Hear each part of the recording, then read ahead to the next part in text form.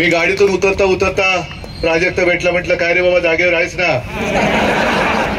मी गाडीतून उतरता उतरता प्राजक्त भेटला, म्हटलं काय रे बाबा जागेवर आहेस ना. येणार असेल तर मी इथे बोलेन, अरे सभेला येणार असेल तर इथे का बोलू. सगळ्यांना मी खास धन्यवाद देतो, कारण तशी अजून काही निवडणूक जाहीर झालेली नाही, कोणतेही असं निमित्त नाही. मी तर फिरतोय माझ्या कुटुंबाची संवाद साधायला. तुम्ही सगळे माझे कुटुंबीय आहात आणि जिथे जिथे जातोय तिथे तिथे तुमच्यासारखे सगळे उन्हातानाची पर्वा न करता माझं स्वागत करतायत.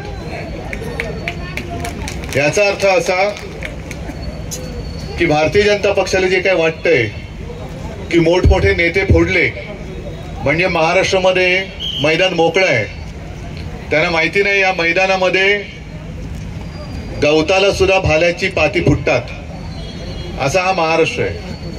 आणि ही तर भाल्याच्या पात्यापेक्षा जास्त धारदार माझी पाती आहेत.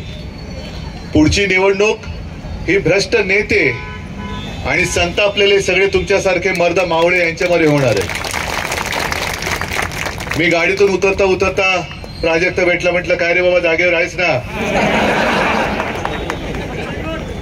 जागेवरच आहे, कारण तू मंत्रिमंडळात पण होतंय, प्राजक्त पण आहेत आणि तुमचे मामा पण, सगळे जागेवर आहेत. आणि मुळामध्ये तुम्ही जागेवरती पाय रोवून उभे असल्यानंतर आपल्याला कशाला दिल्लीची पर्वा करायची. मला खात्री आहे की तुम्ही इथे जे माझं स्वागत केले ते केवळ जल्लोष म्हणून केलेलं नाही, तर निश्चयाने आणि एका जिद्दीने केलेलं आहे.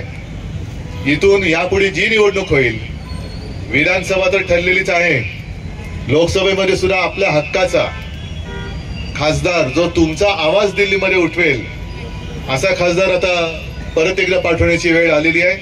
आणि नक्की तुम्ही तो पाठवल्याशिवाय राहणार नाही अशी खात्री बाळगतो आणि तूर्त आपली रजा घेतो. जय हिंद, जय महाराष्ट्र.